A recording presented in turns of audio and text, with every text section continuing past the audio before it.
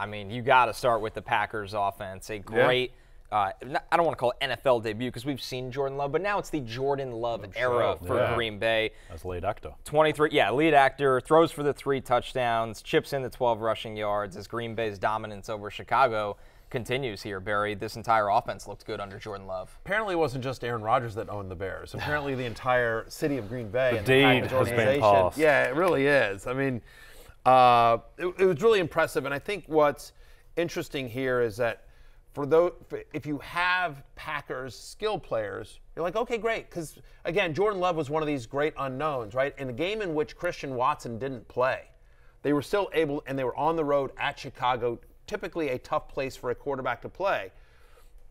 They moved the ball very effectively. They were great. I mean, Aaron Jones, free Aaron Jones is what happens when you free Aaron Jones. He left the game late with a hamstring injury, but he says he thinks he'll be fine. He's had a hurt hamstring, and he said it didn't feel like that. Again, let's see how the news comes out here in the next day or two. But as we enter Monday Night Football, no one had more fantasy points at the running back position than Aaron Jones. Hashtag free Aaron Jones.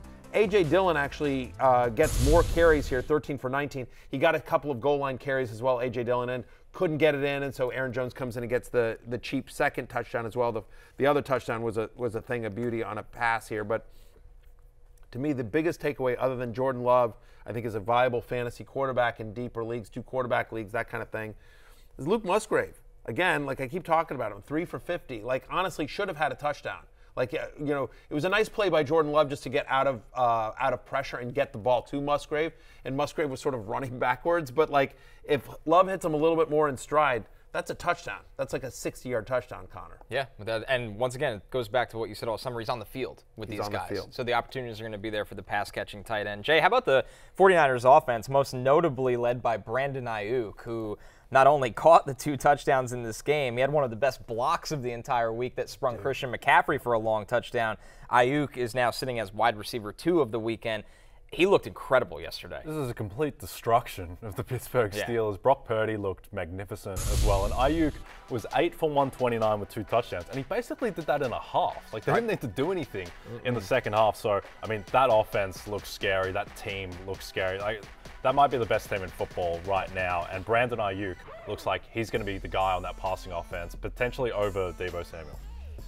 Yeah, I mean, we talked about it over summer. Quietly had 1,000 yards last year, but it was a matter of will Ayuk get the volume in this offense, and he ran away with it yesterday. Not a huge day for Kittle, of course, who was dealing with injury again. Not a fluke. Brandon Ayuk was on my preseason love list. Like, if you look at since he came back, like over the second half of last year, with Brock Purdy under center, like I think you could make an argument that the number 1 wide receiver on the Niners is Brandon Ayuk, not Deebo Samuel, and we love Deebo here.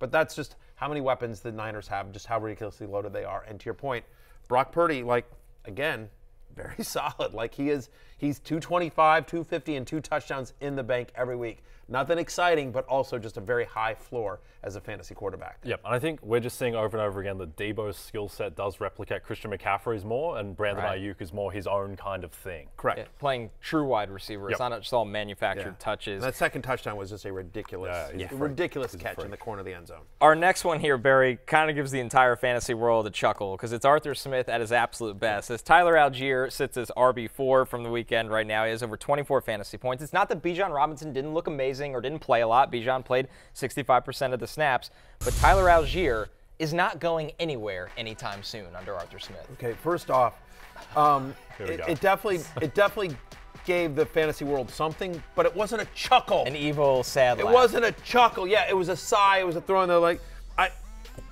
and what's annoying here is the Falcons won. Like, I would love to sit here and bitch about Arthur Smith's usage, which makes no sense to me whatsoever. But they're 1-0. Like, what he's doing works. And to Tyler Allgeier's credit, he looked good. Yeah, like, that's the problem. He's good. He's legitimately good. He's legitimately good. That's what's annoying. Here's the thing. It's not Kenyon Drake. Honestly, what it is honestly, it's much more of a, I'm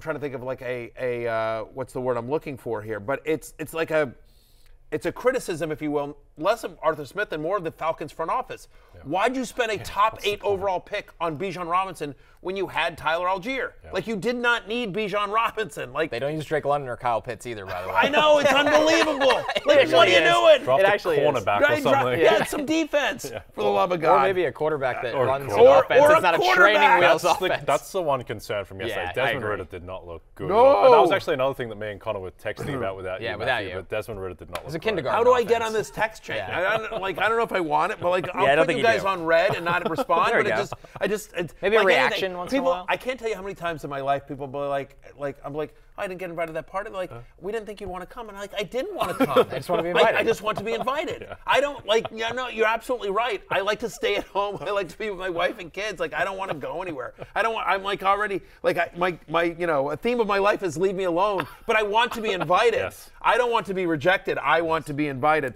But look, here's the thing about Allgeier. Played on 54% of the snaps. Bijan did play 65%, but all 4 snaps inside the 10-yard line, he was out there. It's his 5th straight game now with 18 or more touches dating back to last season. It's a thing. And by the way, his touchdown run, his second touchdown run was a thing of beauty. Like, that's the problem, is to your point. Allgeier is good. Bijan Robinson still has all the passing down work, which is positive, and Bijan's really good as well. Right. But I think the concern here is that, Desmond Ridder's brutal. And to me, the bigger takeaway isn't necessarily that, okay, Allgeier's going to eat into Bijan's, because Bijan's still going to be fine. It's that, A, Allgeier has standalone value as a flex play, and that Desmond Ridder and the success of these two running backs is going to continue to kill Drake London and Kyle Pitts' fantasy value. Hey, it's Matthew Berry from NBC Sports and RotoWorld.com. Just want to thank you so much for watching what you just watched, or at least being too lazy to click out of it after the autoplay just kept it going. So either way, thank you so much for just letting it scroll by your screen. And now I'd like to ask you respectfully, please subscribe to the NFL on NBC YouTube channel for the latest NFL news, fantasy headlines from RotoWorld, and betting analysis from NBC Sports Edge.